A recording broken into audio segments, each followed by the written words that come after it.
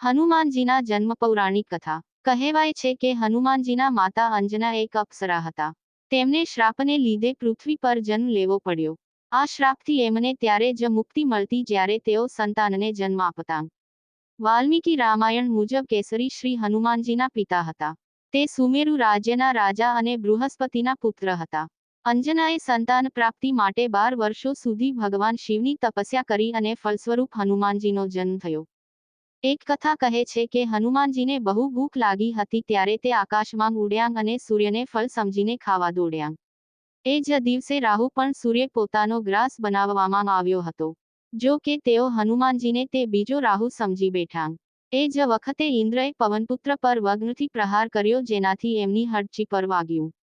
તેમજ હડચી થોડી વાંકી થઈ ગઈ અને એટલે જ એમનું નામ હનુમાન પડ્યું. હનુમાનજી આજના સંદર્ભમાં ભક્તોના આદર્શ બન્યા છે. એમના ઉદાહરણો જોઈએ.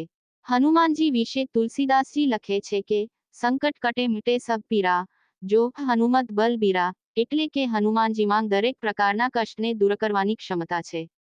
જેમાં એવી ઘણી ઘટનાઓનો પણ ઉલ્લેખ છે જે એ જણાવે છે કે તેમણે કેવી રીતે બળ અને બુદ્ધિનો ઉપયોગ કરીને માતા સીતાને શોધી કાઢ્યા હતા. આજે અમે તમને હનુમાનજીના ગુણો વિશે સમજવાનો પ્રયત્ન કરીએ જેથી તેને જીવનમાં ઉતારવાથી જીવનના દરેક દુઃખ કષ્ટ દૂર થઈ શકે છે.